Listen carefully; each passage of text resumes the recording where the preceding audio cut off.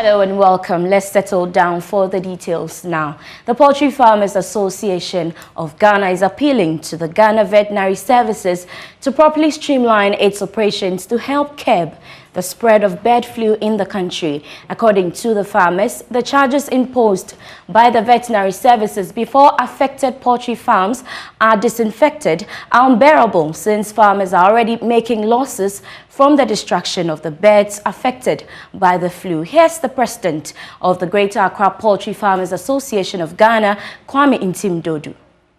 To say we should step up, the veterinary services department must step up the effort. Because like I said, if you go to a farmer and ask the farmer, you give the farmer the disinfectant without supervising the disinfection yourself as veterinary service officer, then you are not helping to control the spread of the virus. The farmer may reluctantly do it or may not do it at all. If that person lost all his or her birds and realizes or thinks he or she is never going to go back into the poultry business, he might just forget about disinfecting the place. After all, he's not going to do the poultry farm again. And that makes that point a further risk point for the spread of the virus. That is, we expect the veterinary services department to go and disinfect, kill the remaining birds, and then to disinfect the whole environment against further spread of the virus from that point to other points or other farms. But the same farmers, they move from one farm to other farm looking for jobs. So if that farm was affected and the worker has nowhere to go, he looks for another place to go and get a job there, another farm. And we also have the value chain. Drivers, cars that send food to these farms move from farm to farm. So the potential of spreading the virus from that point to other farms is there. That's why we expect the vet services to supervise, to do this or supervise the disinfection and control of the virus. Away from that, data from financial service operator Leshego has shown that 1 out of 6 Ghanaians have resorted to quick loans through their mobile phones. According to the company, over 42 million cedis loan were dispersed on its platform through mobile phones in 2021. Chief Executive of Leshego, Arnold Parker, announced the figures at the Ghana Stock Exchange's Facts Behind the Figures program. Presenting its records at the Ghana Stock Exchange's Fact Behind the Figures, Chief Executive of Leshego Ghana, Arnold Parker, said the continuous investment in technology over the years seems to be paying off. Leshego's 2021 performance was largely positive despite the pandemic. He explains that about 10 million Ghana cedis worth of loans were disbursed in a day on the average. So it's 42 million loans. That's the loan count. In terms of disbursements, we do an average of, let's say, 10 million cedis a day. So that's roughly 300 million a month. That's 3.6 billion a year, technically. So it's it's been a big learning experience. I mean, together with our partners, Jumo, MTN, it's been a lot of learning. Understanding customer behavior, understanding repayment behavior, being able to schedule loans and repayments in ways that would ensure that collections remain optimal. So it's work in progress. There's a lot more to be done in that space, and hopefully in the coming years, that's what we'll be paying more attention to. Deputy Managing Director of the Exchange, Abena Amwa, disclosed that the Ghana Stock Exchange will continue to support listed companies in their quest to expand. She also hinted that the exchange has received approval from the Securities and Exchange Commission to commence some green bond initiatives, which will also make funds available for listed institutions. Another key thing for ensuring we meet our objectives is to continuously introduce new products and services. I'm pleased to announce, ladies and gentlemen, that we have approval to launch our green bond, social bond, gender bond, and other sustainability themed bond products on the market. Our regulator, the Securities and Exchange Commission, has recently approved the rules, and we will be working with issuers and with investors in the market to introduce sustainability themed products on the market. Meanwhile, the stock exchange has been affected by global inflationary trend as some investment portfolios have begun to shrink. The Secretary General of the Trades Union Congress, TUC, Dr. Yao Ban, has reiterated the call for a homegrown policy to transform the country's economy rather than an International Monetary Fund-sponsored program. He spoke at the unveiling of the National Employment Insurance Scheme under the Ghana Cares About Ampa initiative. Dr. Yao Ban said the country will be transformed with a tactical approach to addressing challenges by stakeholders. He believes the scheme will be a game changer and there will be no need for an IMF program. Because we are seriously in trouble. The economy is in serious trouble. And I think this initiative is going to tell us how to deal with it. The stakeholder approach works. You just want open-mindedness and patience and so on. My expectation is that because of the component for productivity, ethics, and attitudinal change, this will extend to all public sector workers, all. And if we manage to do that in the next 2 to 3 years, this country will change forever in terms of how we see work. I believe so, that we can change this country ourselves. We don't need IMF. We don't. We need our own stakeholders who are committed to developing this country. And with this, my hope is coming back. Meanwhile, senior finance lecturer with the University of Cape Coast, Seyram Kawo, is supporting suggestions from the Trade Union Congress urging government not to go to the International Monetary Fund for a bailout. The TUC, among other reasons, stated that going to the IMF will lead to the sanctions on the public sector, a move that is likely to freeze employment and wage increment for public sector workers. Reacting to the issue, Mr. Kawo maintained that going to the IMF will worsen the conditions of public sector workers. Once IMF comes in, they are not coming to give the money free of charge. They will want some conditionalities to be met, and some we have seen over the period is a freeze on employment into the public sector, and sometimes salaries might not be increased over a period of time. And for that matter, TUC have the right to have that kind of fear on Ghana going back to the IMF to do the things. Already in the international market, we have been able to raise some amount of money, though not the volumes that we want to raise over time. And so going back to the IMF will tighten the situation that we find ourselves in now, will make it more harsher for us. And for that matter, if we are able to have homegrown solutions to our problems, has been done in the previous government when they went to Senchi and all the rest, that will go a long way to help us. That will be the very thing when IMF comes into our country, they are going to recommend for us.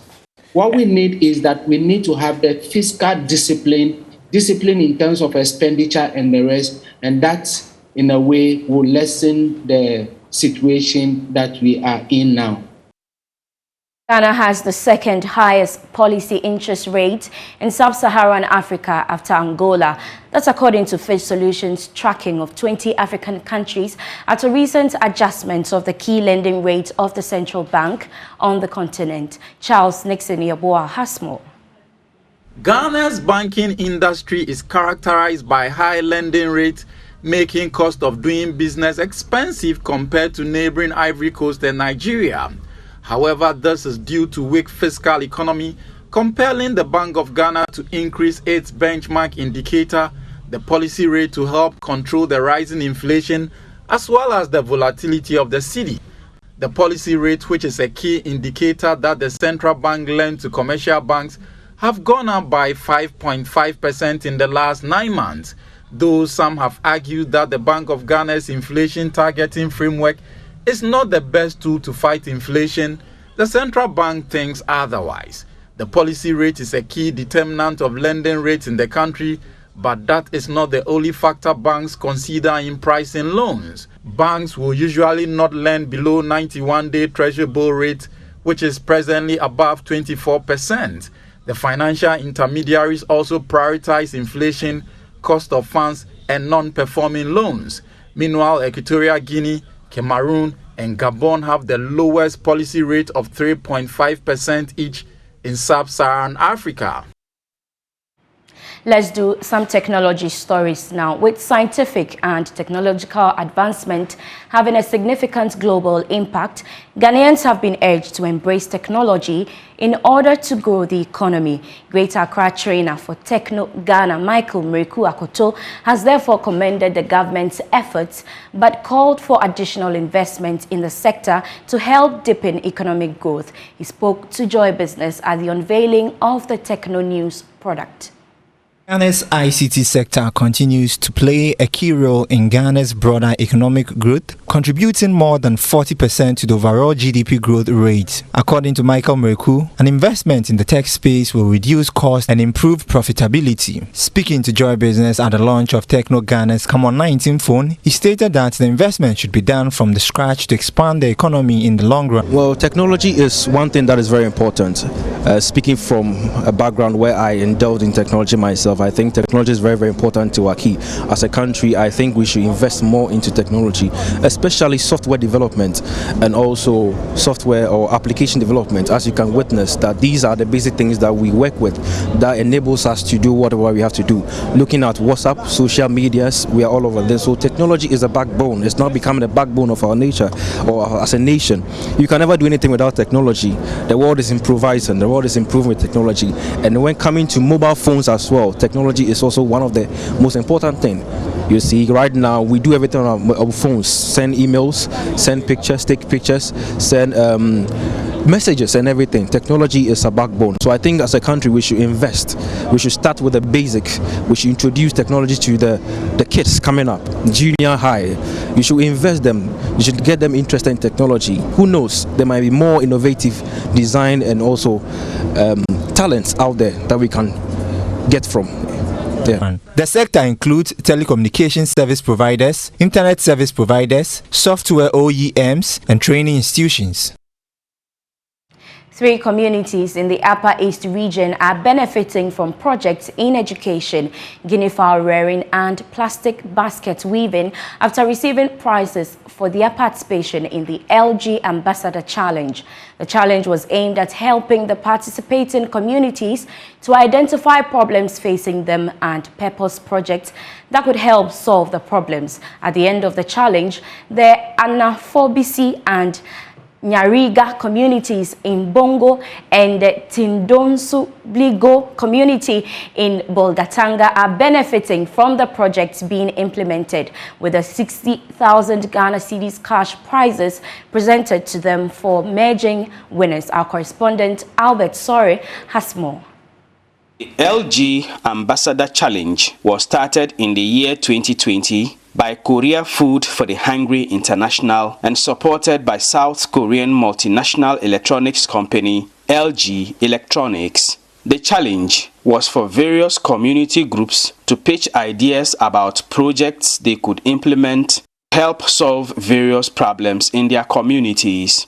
At the end of the challenge this year, the groups from Anafobisi and Nyariga, both in the Bongo district, won prizes to implement projects aimed at improving education and the local economy, respectively. The group from the Tindonsobligo community in the Bolgatanga municipality also won a prize to implement a guinea fowl rearing project aimed at economically empowering the people in the community. They were awarded 60,000 Ghana cedis each to implement the project. Samuel Ofori Menu is a project manager at Korea Food for the Hungry International, an NGO that specializes in child development programs and also working to support communities achieve their goals. Your proposal will then be evaluated based on this criteria: the effectiveness, feasibility, manageability, sustainability, and so on. Then you will be selected and awarded with an amount of 60,000 Ghana cedis to fund your projects. This year, over 100 communities applied, and out of these 3 communities, were awarded. At the Anafo BC community, the education project is aimed at improving access to information communication technology, ICT. A new ICT lab has therefore been set up for the Anafo BC Junior High School. Hitherto, the pupils of this school never had access to any computers. And we are very grateful for providing us these computers. You will now know how to work in the computer. We promise you that we will perform well in BEC. At the Nyariga community in the Bongo district, the community group invested the prize money from the LG Ambassador Challenge into a plastic basket weaving project.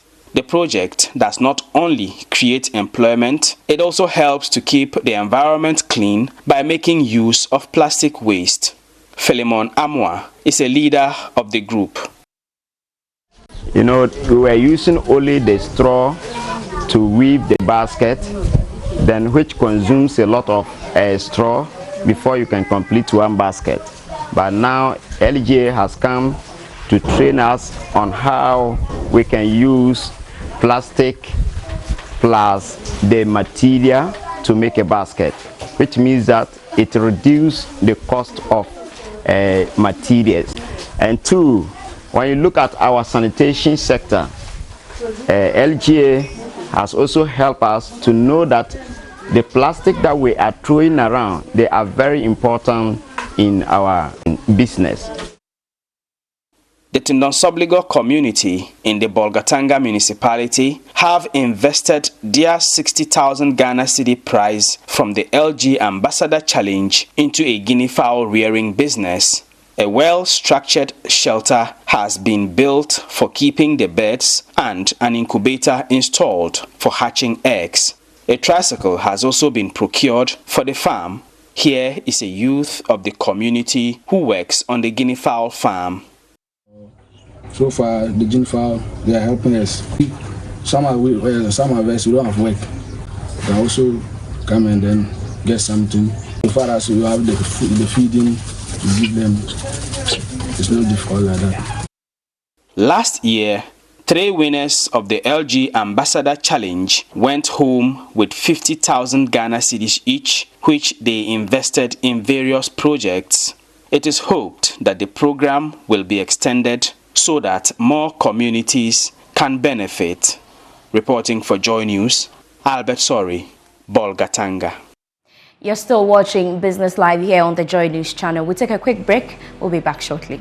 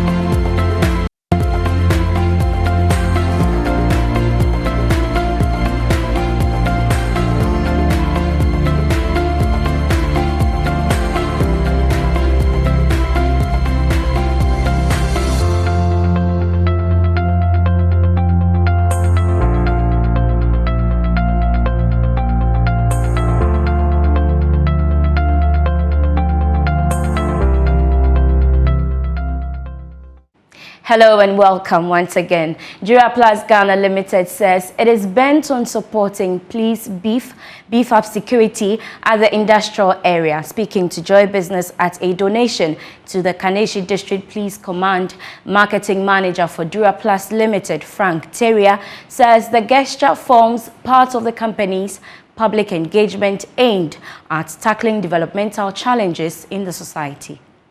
The gesture forms part of Duraplast public engagement aimed at tackling developmental challenges in our society. The company donated chairs and tables to the Kaneshie Police District Command. Frank Terrier, marketing manager for the company, maintained that a support to the security agency is pertinent in our society. Kaneshie Police has been in good partnership with Duraplast.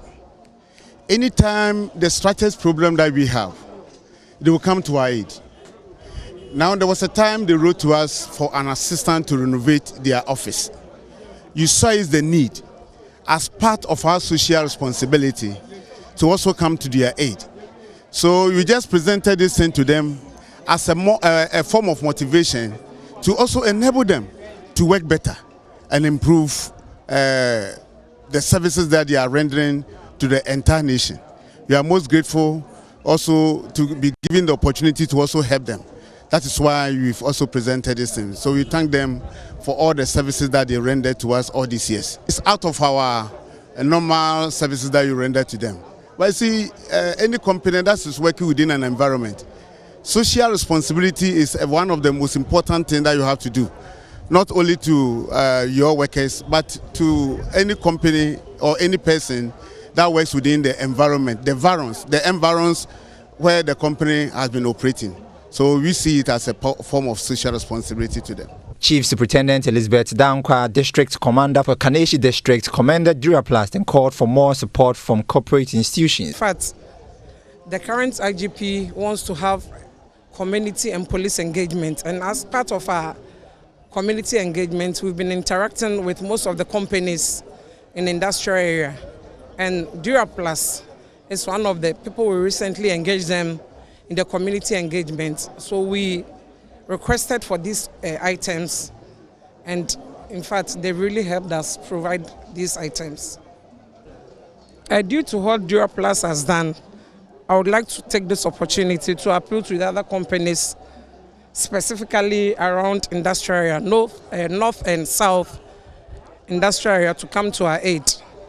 And the division is also putting up an edifice for DOFSU and for the other units. So we are taking this opportunity to appeal to all the stakeholders within our community to come to our assistance. Duraplast has played an important role in our society over the years. That's your show for tonight. Thank you so much for watching Business Live. Visit myjoyonline.com for more of our business stories. I am Beverly Broohm. Enjoy the rest of our programs. We leave you with Money Lab.